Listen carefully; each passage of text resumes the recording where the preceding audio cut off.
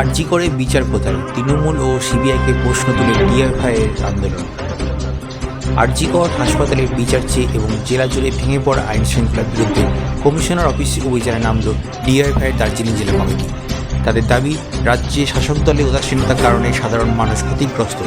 আন্দোলনকারীদের স্লোগান, বিচার চাই, বিচার দিতেই হবে। সিবিআই তদন্তের দাবি জানিয়ে তারা সরাসরি শাসক দল তৃণমূলকে কাঠগড়ায় তুলেছে। কমিশনার অফিসের সামনে পুলিশের সাথে ধস্তাধস্তি হলেও ডিআইএফআইয়ের সদস্যরা নিজেদের অবস্থান অনড়। তাদের বক্তব্য, দাবি আদায় না হওয়া পর্যন্ত এই লড়াই চলবে। ঘটনাটি এলাকায় চাঞ্চল্য সৃষ্টি করেছে। ব্যুরো রিপোর্ট, নির্ভীক বার্তা।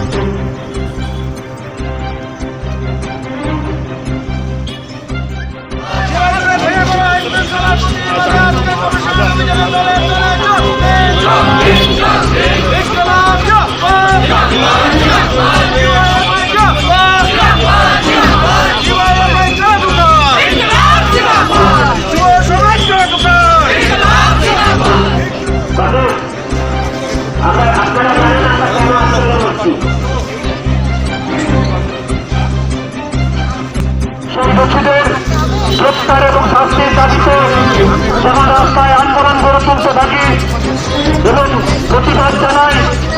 এই রাজ্যে অবরুদ্ধ মেরুদণ্ড বিক্রি করা পুলিশ প্রশাসনের কোনো দুঃশব্দটি নেই। বারংবার আমরা ডেপুটেশন স্থানীয় থানা ও কমিশনার আমরা বারংবার জানিয়েছি, কিন্তু কোনো দুঃশব্দ নেই।